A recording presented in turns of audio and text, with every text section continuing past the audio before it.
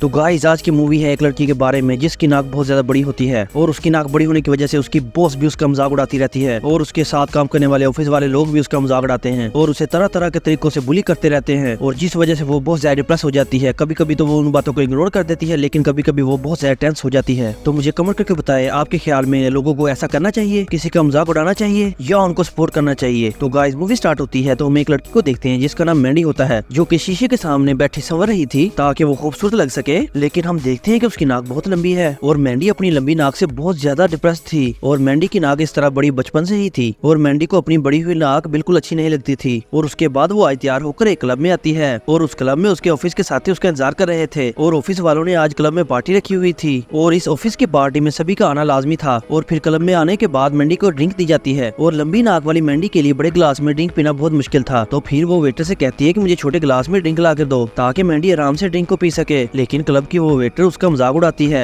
और उसे कहती है तुम्हें बड़े ही गिलास में पीनी पड़ेगी ड्रिंक क्योंकि हम तुम्हारे लिए गिलास चेंज नहीं कर सकते। तो फिर जब मैंडी बड़े गिलास में ड्रिंक पीने लगती है तो कैट नाम की लड़की उससे आगे टकराती है और वो लड़की जानबूझकर मैंडी से टकराई थी और वो लड़की कैट मैंडी की बॉस थी और उसकी बॉस मैंडी का हर वक्त ही मजाक उड़ाया करती थी और उसे हमेशा बुली करती रहती थी और उसके मजाक को कभी कभी मैंडी तो नजरअंदाज कर देती थी लेकिन कभी कभी उससे बहुत ज्यादा परेशान हो जाती थी। और फिर अगले दिन मैंडी अपनी बड़ी बहन के घर में जाती है और मैंडी की बड़ी बहन का नाम जिमी था और जब मैंडी बहुत ज्यादा उदास होती थी तो वो अपनी बड़ी बहन जिमी के घर आ जाती थी और फिर उसकी बहन उसे उदास देकर समझाती है तुम बहुत ज्यादा खूबसूरत हो, अगर तुम अपने नाक का इलाज करवाना चाहती हो तो मैं सस्ते सर्जन को जानती हूँ। और मैंडी अपनी बड़ी बहन की बात पर ध्यान नहीं देती और उसे कहती है नो मैं नहीं करवाऊंगी सर्जरी, मुझे बहुत ज्यादा डर लगता है। उसके बाद हम मैंडी को उसके ऑफिस में देखते हैं और इस वक्त ऑफिस में वो अपनी बॉस कैट के सामने खड़ी थी और कैट वहाँ पर मैंडी का जमकर मजाक उड़ा रही थी और काफी ज्यादा मजाक उड़ाने के बाद उसे कहती जाओ मेरे लिए कॉफी लेकर आओ। और फिर मैंडी कुछ कहे बगैर कॉफी लेने चली जाती है और ऑफिस में जितने भी लोग काम करते थे वो सभी के सभी लोग मैंडी का बहुत ही ज्यादा मजाक उड़ाया करते थे। और उसके बाद काफी बनाकर मैंडी कैट को जाकर दे देती है और उसके बाद फिर से कैट उसका बहुत ज्यादा मजाक उड़ाती है। और फिर सारा दिन मैंडी ऑफिस में काम करने के बाद शाम को अपने घर में आ जाती थी और उस घर में एक और औरत भी उसके साथ रहा करती थी जिसके साथ मैंडी ने अपना अपार्टमेंट शेयर किया हुआ था और उस औरत का नाम पैमला था और वो भी मौका मिलते ही मैंडी के नाक का बहुत ज्यादा मजाक उड़ाया करती थी। और आज हर किसी ने ऑफिस में मैंडी का बहुत ज्यादा मजाक उड़ाया था और घर पहुंचते ही पैमला ने भी उसे जलील कर दिया था। और इन सब लोगों से तंग आकर मैंडी अपने बेड पर जाकर रोने लग जाती है और वहाँ पर रोते हुए फैसला करती है कि वो जाकर अपनी सर्जरी करवाएगी ताकि वो खूबसूरत लग सके और लोग उसका मजाक न उड़ाए क्योंकि वो इस मजाक से बहुत ज्यादा तंग आ चुकी थी। और अगले ही दिन मैंडी अपनी बहन के घर जाती है और उससे सस्ते सर्जन का नंबर पूछती है और उसके बाद जिमी उसे नंबर और उसका एड्रेस दे देती है और उसके बाद सीधा मैंडी उस सर्जन के पास पहुंच जाती है। और इस सर्जन का नाम बिली था जो कि बिना डिग्री के लोगों की सर्जरियां किया करता था और सस्ती सर्जरी करने के लिए उसने अपने गैराज लिया हुआ था और उसी गैराज में रात को सर्जरियां किया करता था और वो बहुत ही कम पैसे लेकर लोगों की सर्जरी किया करता था। और उसके बाद बिली मैंडी के नाक की जांच करता है और फिर मैंडी को कहता है तुम आज रात को ही मेरे पास आ जाना ताकि मैं तुम्हारी सर्जरी कर सकूं। और उसके बाद वो घर आकर शीशे में अपना चेहरा देखती है और कहती है कि बहुत जल्द मेरी इस नाक से जान छूट जाएगी और फिर रात होने का इंतजार करती है ताकि उसके नाक की सर्जरी हो सके। और फिर रात होते ही बिली के पास मैंडी पहुंच जाती है और उसके बाद वो जल्दी जल्दी से सर्जरी की तैयारी शुरू कर देता है। हालांकि बिली के काम करने का तरीका बहुत ही अलग था लेकिन आज तक फिर भी उसकी कोई भी सर्जरी नाकाम नहीं हुई थी। और आज भी बिली पूरे दिलो जान से मैंडी की नाक की सर्जरी कर रहा था लेकिन उसी दौरान दो बदमाश वहाँ पर पहुंच जाते हैं। दरअसल बिली को नशा करने की आदत थी और अपनी नशे की हालत की वजह से वो बहुत सारे लोगों का कर्जदार हो चुका था और वो दोनों बदमाश वहाँ पर अपने पैसे लेने आए थे क्योंकि बिली ने भी इनसे उधार किया था और पैसे लिए हुए थे। और उसके बाद बिली उन लोगों को थोड़े से पैसे देकर कहता है कि मैं बाकी का हिसाब भी बहुत जल्द कर दूंगा। लेकिन बदमाशों को बिली पर यकीन नहीं था और वो बिली को सबक सिखाने का फैसला करते हैं। और उसके बाद एक बदमाश बेहोश पड़ी मैंडी का चेहरा देखता है और वो बदमाश एक कटर उठाकर दूसरे बदमाश को कहता है तुम बिली को रगड़ो तब तक मैं इस लड़की की सर्जरी करता हूँ।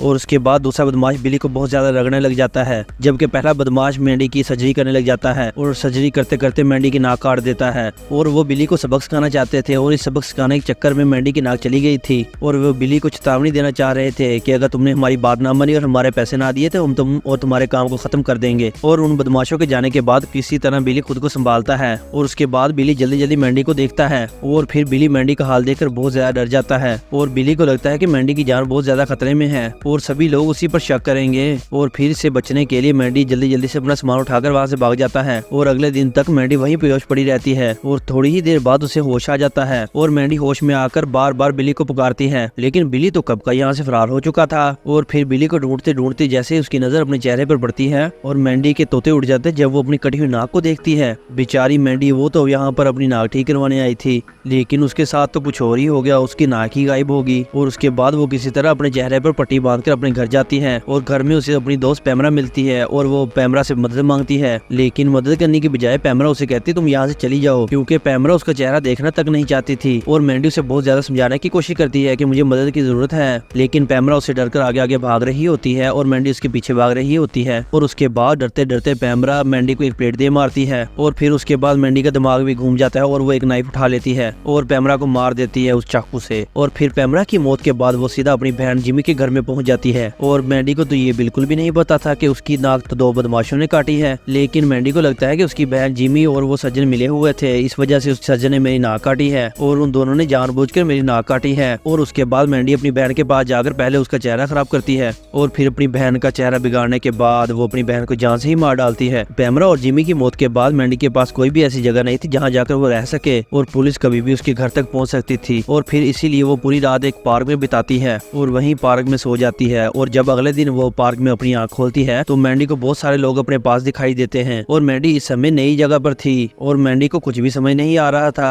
और उसके बाद मैंडी उन लोगों से पूछती है तुम लोग कौन हो, और उसके बाद मैंडी को बताया जाता है कि हम लोग छोटे मोटे क्रिमिनल हैं और हम लोग ही तुम्हें यहाँ पर लेकर आए हैं। दरअसल मैंडी की हालत देखकर उन क्रिमिनल्स को मैंडी पर रहम आ गया था और फिर इसीलिए वो मैंडी को अपने अड्डे पर ले आए थे ताकि वो लोग मैंडी की मदद कर सकें। और फिर वो लोग मैंडी को एक मास्क पहनने के लिए देते हैं और फिर मैंडी से पूछते हैं कि हम लोग तुम्हारी कैसी मदद कर सकते हैं। और मैंडी उन लोगों को सवाल का कोई भी जवाब नहीं देती और वहाँ से मास्क पहनकर चली जाती है। और फिर कुछ दिनों के बाद मैंडी अपने ऑफिस में जाती है और उसके ऑफिस में उसके सामने जो भी आता था वो उसे बेरहमी से मार देती थी। दरअसल नाक कटने के बाद मैंडी का पूरा दिमाग हिल चुका था और मैंडी पूरी तरह से पागल हो चुकी थी और मैंडी उन लोगों को अपना दुश्मन समझती है जो उसकी नाक का मजाक उड़ाया करते थे। और फिर मैंडी सबको एक एक करके मार रही थी और मैंडी समझती थी अगर वो लोग इसकी नाक का मजाक न उड़ाते तो उसे बिल्ली के पास जाना न पड़ता और ना बिल्ली उसकी नाक काट देता। ऑफिस में कत्लेआम मचाने के बाद मैंडी सीधी उसी क्लब में जाती है जहाँ मैंडी जाया करती थी अपने ऑफिस वालों के साथ और वो लोग उसका मजाक उड़ाया करते थे। और फिर वो क्लब में भी सब लोगों को तड़पा तड़पा कर मारती है जो लोग उसे लंबी नाक की वजह से जलील किया करते थे। और उसके बाद मैंडी शहर के लोगों को भी मारने लग जाती है और अब मैंडी का गुस्सा सभी पर टूट पड़ा था। उसे जो भी नजर आता था वो उसे बेरहमी से मार रही थी और मैंडी ने पूरे शहर को अपना दुश्मन समझ लिया था। और मैंडी को लगता था कि शहर के लोग सिर्फ और सिर्फ खूबसूरत लोगों की ही कदर करते हैं और अगर किसी के पास खूबसूरती नहीं तो वो लोग इसकी कदर नहीं करते हैं। और यही बातें सोच सोच कर मैंडी ने पूरे शहर में तहलका मचाया हुआ था और कत्लेआम मचाया हुआ था। और मैंडी खूबसूरत लड़कियों को इतना बदसूरत बना दिया करती थी कि वो सब लोग खुद ही सुसाइड कर लेते थे और मैंडी को सभी लोगों को मारने का नशा हो गया था।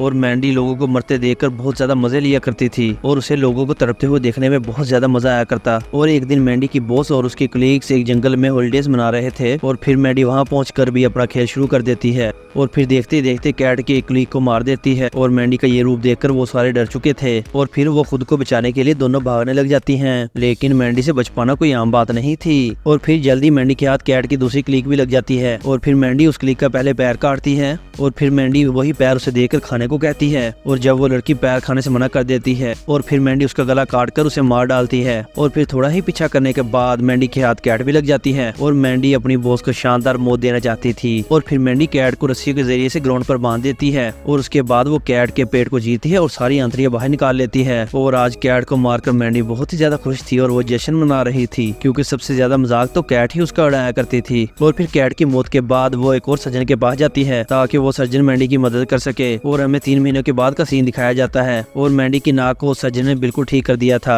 और हम देखते हैं कि मैंडी की नाक बिल्कुल ठीक हो गई थी, वो भी उस सज्जन की वजह से। और ये देखकर मैंडी बहुत ज्यादा खुश हो गई थी क्योंकि मैंडी भी बहुत ज्यादा खूबसूरत लगने लग गई थी क्योंकि उसकी नाक बिल्कुल ठीक हो चुकी थी और उसे यकीन नहीं हो रहा था उसकी नाक बिल्कुल ठीक हो गई है। और मैंडी भी स्टीव से प्यार करती थी लेकिन वो भी स्टीव को ये नहीं बताती कि वो उससे प्यार करती थी। और उसके बाद वो स्टीव से मिलती है और स्टीव भी उसे चाहता था और उसके बाद मैंडी स्टीव के साथ रहने के लिए डिसाइड करती है और फिर यहीं पर स्टोरी खत्म हो जाती है। तो गाइस कैसी लगी आज की वीडियो? अगर आपको आज की वीडियो की एक्सप्लेनेशन अच्छी लगी है तो वीडियो को लाइक करें और कमेंट्स करके बताएं और चैनल को सब्सक्राइब करना बिल्कुल भी ना भूलिएगा। और इससे मुझे बहुत ज़्यादा खुशी होती है जब आप मेरे चैनल को सब्सक्राइब करते हैं।